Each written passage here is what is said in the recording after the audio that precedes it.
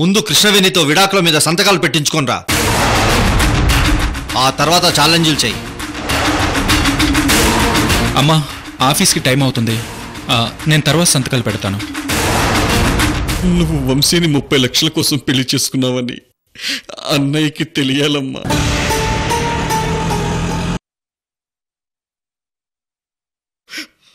ఆనందంగా చచ్చిపోతాను.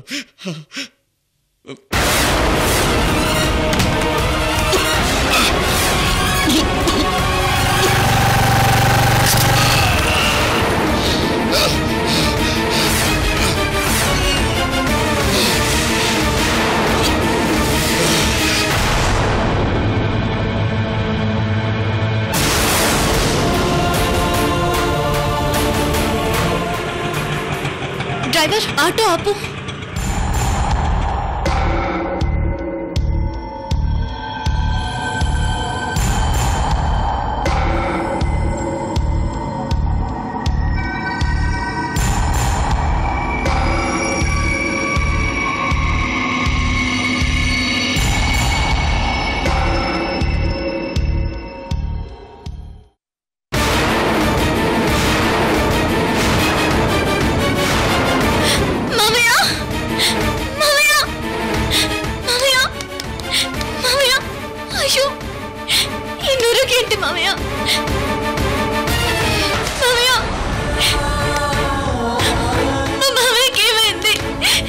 పుల్ల మందు తాగాడు మేడం.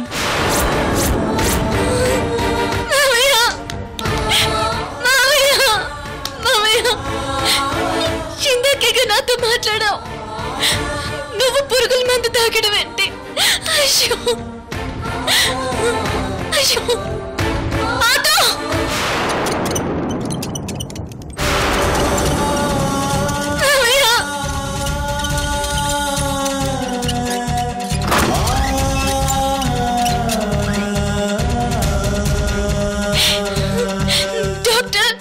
ఓకే ఓకే, నేను వెళ్ళి చూస్తాను.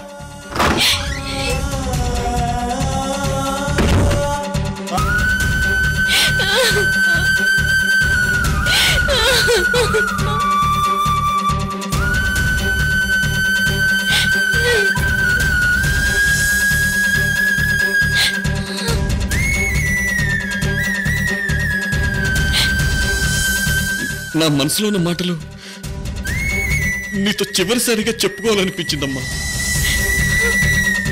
మామయ్య సూసైడ్ అటెంప్ట్ చేయడం ఏంటి? ఏం జరుగుంటుంది?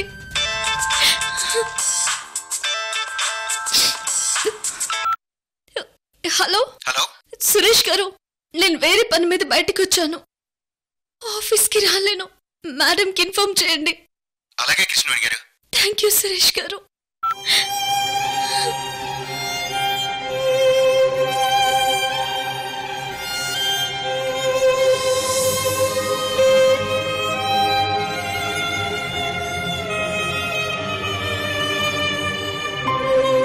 మామయ్య చివరిసారి అంటూ మాట్లాడుతున్నప్పుడే నాకు అనుమానం వచ్చింది.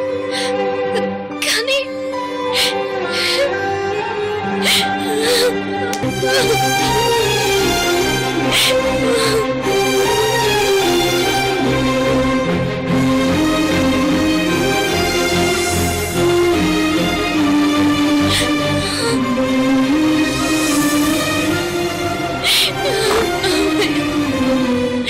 డాక్టర్, డాక్టర్, మా మామయ్యకి ఎలా ఉంది? He is fine, don't worry. టైంకి తీసుకురావడం వల్ల ప్రాణానికి ఎలాంటి ప్రమాదం లేకుండా సేఫ్గా బయటపడ్డారు. స్పృహలో వచ్చారు, మీరు వెళ్ళి మాట్లాడండి. Thank you doctor, thank you very much. You are welcome. అమ్మ కనకదుర్గ, మా మామయ్యని కాపాడవు తల్లి. థ్యాంక్ యూ తల్లి.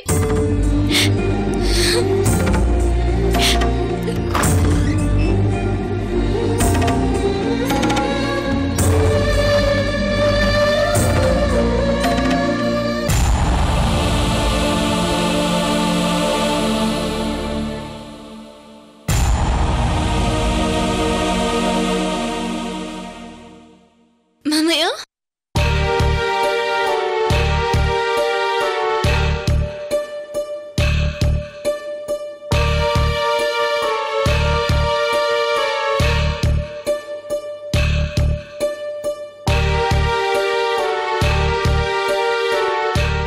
అమ్మా కృష్ణవేణి, నేనెక్కడున్నానమ్మా?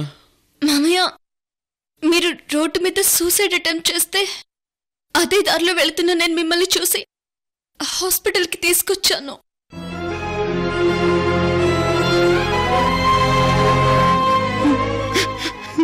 ఎందుకమ్మా నన్ను బతికించావు? ఏమైంది మామయ్య? మీరేనా ఇలా మాట్లాడేది? మీరెక్కడుంటే అక్కడున్న 10 మందిని ఆనందంగా నవ్విస్తారు, జోవియల్గా ఉండి చుట్టూ ఉన్న వాతావరణాన్ని కూల్ చేస్తారు. అలాంటి మీరు అసలు ఏం కష్టం వచ్చిందని మామయ్య మీరు ఇలాంటి డెసిషన్ తీసుకున్నారు? మీ మేనకోడలు చచ్చిపోయిందనుకున్నారా?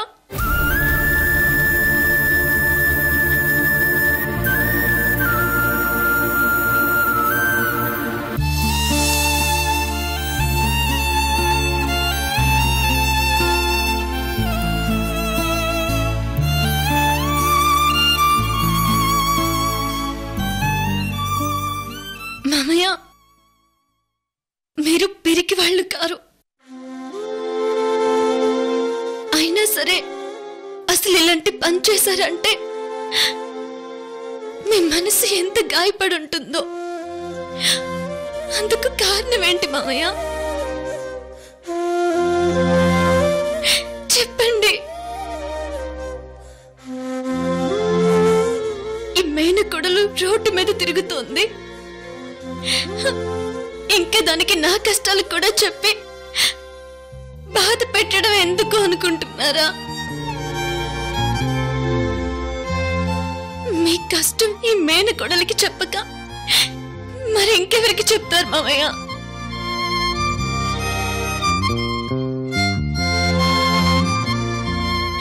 చెప్పండి, మీ కష్టం ఏంటో చెప్పండి. అసలు ఎందుకు ఇలా చేశారో?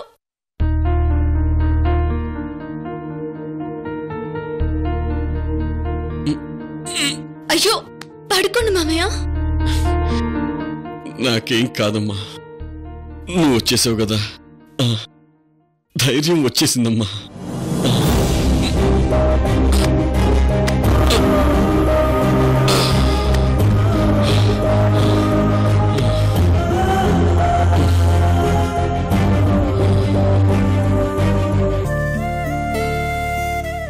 అమ్మా, చావును చూసొచ్చిన వాణ్ణి, ఇప్పటికైనా నా కష్టం నీకు చెప్పకపోతే నా ప్రాబ్లం సాల్వ్ అవ్వదమ్మా. అది ఇంకా ఎంతమంది జీవితాల్ని చావు వరకు తీసుకెళ్తుందోనని భయంగా ఉందమ్మా. అందుకే అన్ని విషయాలు నీకు చెప్పేస్తానమ్మా. అమ్మా కృష్ణవేణి, వదినకి వారం రోజుల నుంచి ఆరోగ్యం బాలేదమ్మా. మొన్న హాస్పిటల్కి తీసుకెళ్ళాం. అన్నయ్య వదిన చూపించుకుని వెళ్ళిపోయారు. నేను రిపోర్ట్స్ కని వచ్చాను.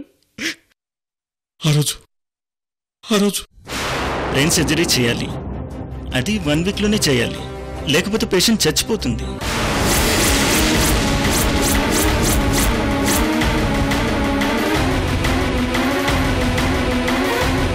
త్వరగా తీసుకురండి, సర్జరీ చేస్తాం.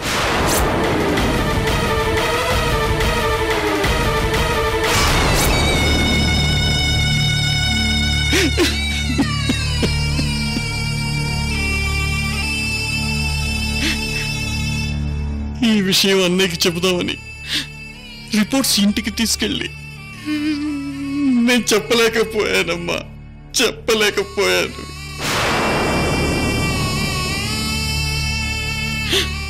ఎందుకంటే ఈ షాక్ విషయం విని అన్నయ్యకి ఏమవుతుందోనని నాకు భయంగా ఉంది కృష్ణవేణి, భయంగా ఉంది.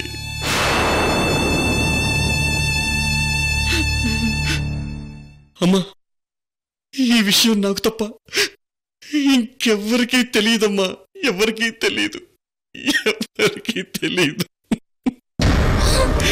అయ్యో మామయ్య, అత్తయ్యకి భగవంతుడు ఇంత అన్యాయం చేయడం ఏంటి? తన మనసు నిండా ప్రేమ తప్ప ఇంకేమీ ఉండదు. మనుషుల్ని ప్రేమించడం, అభిమానించడం తప్ప ఇంకొకటి తెలియదు అత్తయ్యకి. అలాంటి అత్తయ్యకి ఇంత పెద్ద శిక్ష. వారం రోజుల్లోపు సర్జరీ చేయాలన్నారు. కానీ ఆ విషయం అన్నయ్యకి చెప్పే ధైర్యం నాకు లేదమ్మా. నాకు లేదు. మామయ్య, అంత డబ్బు ఎక్కడి నుంచి తీసుకురావాలి?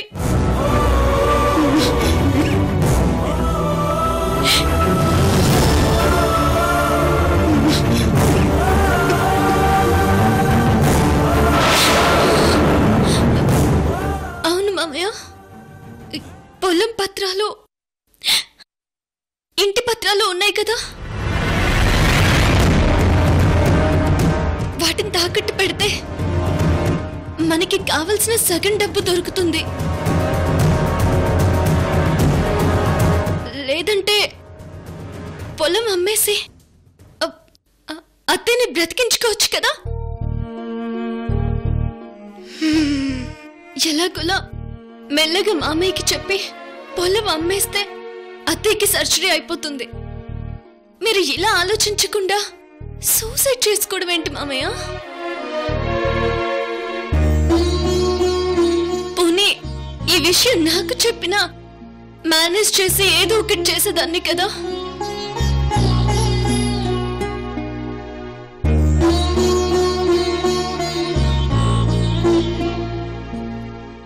అమ్మ కృష్ణవేణి, మామయ్య,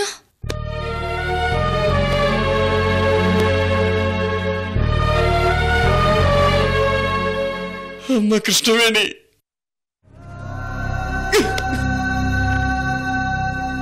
అమ్మ కృష్ణవేణి, నన్ను క్షమించమ్మా. మామయ్య, నన్ను క్షమించమ్మా. నన్ను క్షమించమ్మా. మామయ్య, మీరు నా కాళ్ళు పట్టుకొని క్షమించు అని అడగడం ఏంటి? అమ్మ కృష్ణవేణి, అసలు విషయం నేను ఇంకా నీకు చెప్పలేదమ్మా.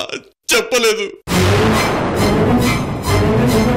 అసలు విషయం చెప్తే నువ్వు నన్ను అసహించుకుంటావమ్మా. నా ముఖాన ఉమ్మేస్తావు తల్లి, ఉమ్మేస్తావు.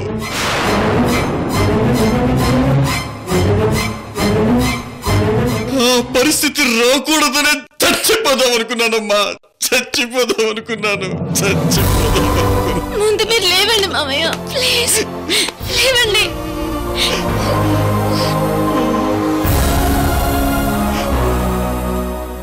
అసలు విషయం ఏంటి మామయ్య? మీ అత్తయ్య చంద్రకళకి డబ్బు పిచ్చని నీకు తెలుసు కదమ్మా. ఉమ్మడి కుటుంబం నుంచి వేరు కాపురం పెట్టాలని టౌన్లో 20 లక్షలకో ఫ్లాట్ కొనింది. కానీ ఆ ఫ్లాట్ కోసం ఇంట్లో నాకు గాని అన్నయ్య వాళ్ళకి గాని చెప్పకుండా ఇంటి పత్రాలు, పొలం పత్రాలు తీసి కుదువ పెట్టి ఆ ఫ్లాట్ కొనిందమ్మా. కానీ ఆ ఫ్లాట్ అమ్మిన వ్యక్తి పెద్ద మోసగాడమ్మా. వేరే వాళ్ళు కొన్న ఫ్లాట్ని తనకమ్మి మీ అత్తయ్య దగ్గర డబ్బులు తీసుకుని మోసం చేసి వెళ్ళిపోయాడు. ఇది మేం కొన్న ఫ్లాట్.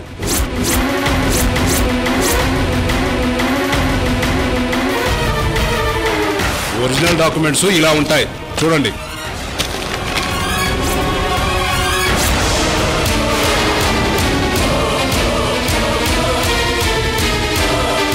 మరీ ఇంత అమాయకత్వం పనికిరాదు, జాగ్రత్త. అలా మీ అత్తయ్య చేసిన పనికి నిజం చెప్పలేక నాలో నేను నలిగిపోయి చచ్చిపోదాం అనుకున్నానమ్మా. చచ్చిపోదాం అనుకున్నాను.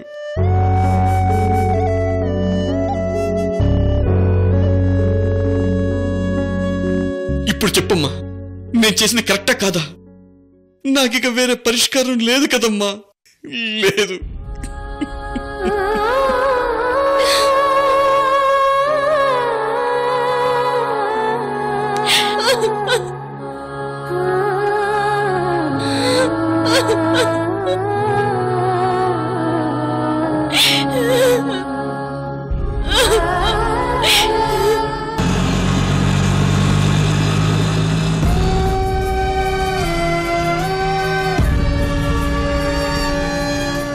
తనకేమో గంటకు నీరసం వచ్చి పడిపోతుంది. డాక్టర్ ఏమో రిపోర్ట్స్ వచ్చాక చూద్దాం అన్నారు. వీరభద్రం తీసుకొస్తాడు అనుకుంటే వాడేమో తీసుకురాలేదు. ఫోన్ చేస్తుంటే స్విచ్ ఆఫ్ అని వస్తుంది. నేనే హాస్పిటల్కి వెళ్ళి రిపోర్ట్స్ తీసుకుంటాను. డాక్టర్, వరలక్ష్మి గారికి చాలా సీరియస్ గా ఉందా? అవునమ్మా, 1 వీక్లో ఆమెకి బ్రెయిన్ సర్జరీ చేయాలి. లేదంటే ఆమె ప్రాణానికే ప్రమాదం. నేను ఆల్రెడీ రిపోర్ట్ ఇచ్చాను. డాక్టర్ గారు, మీరు మాకు ఒక ఫేవర్ చేయాలి. చెప్పండి. మా దగ్గర సర్జరీకి సరిపోయేంత డబ్బు లేదు. మీకు 1 వీక్ టైం ఉంది కదా, ఈలోపు అరేంజ్ చేసుకోండి.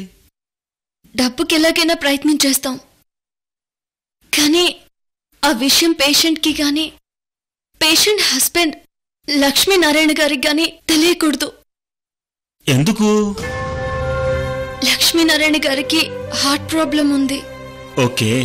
సో ఈ డబ్బు గురించి గాని బ్రెయిన్ సర్జరీ గురించి గాని మేం చెప్పే వరకు మీరు ఆ విషయం వాళ్ళిద్దరి దగ్గర చెప్పకూడదు. షూర్, తప్పకుండా. You don't worry. రిపోర్ట్ విషయం నేను దాస్తాను.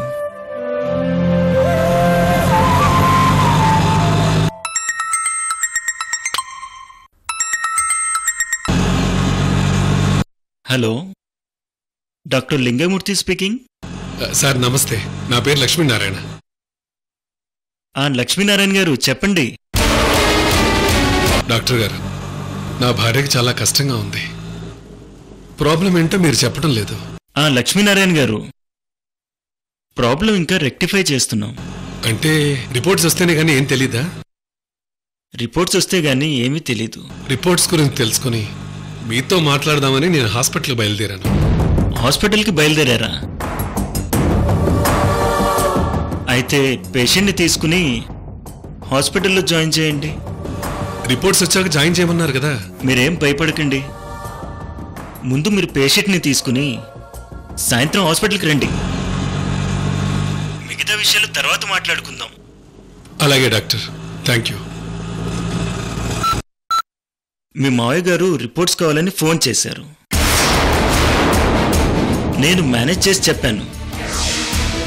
బట్ పేషెంట్ని మాత్రం హాస్పిటల్లో జాయిన్ చేయాలి. ఎప్పటికప్పుడు అబ్జర్వేషన్లో పెట్టి హెల్త్ కండిషన్ కేర్ తీసుకోవాలి. డాక్టర్, మా అత్తయ్య జాయిన్ అయ్యాక మీరు ట్రీట్మెంట్ స్టార్ట్ చేయండి. 42 గంటల్లో ఎలాగైనా నేను డబ్బు అరేంజ్ చేస్తాను. ఓకే.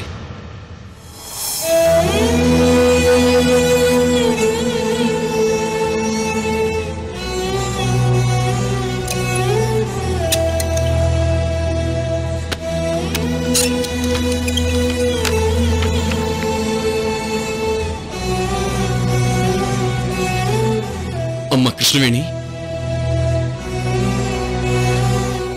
ఏంటమ్మా ఇది? అంత డబ్బు 42 గంటల్లో ఎలా అరేంజ్ చేస్తావు తల్లి?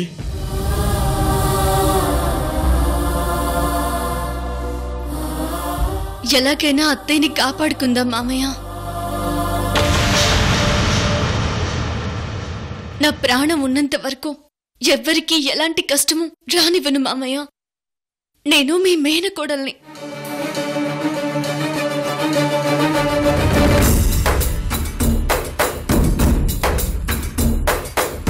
గలగల గల తరగల సడిలా సాగిపోయే కృష్ణవేణి, అడుగడుగున సుడిగుండాలే గుండెలోనే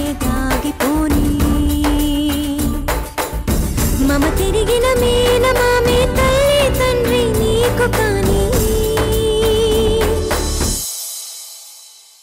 శవపెట్టి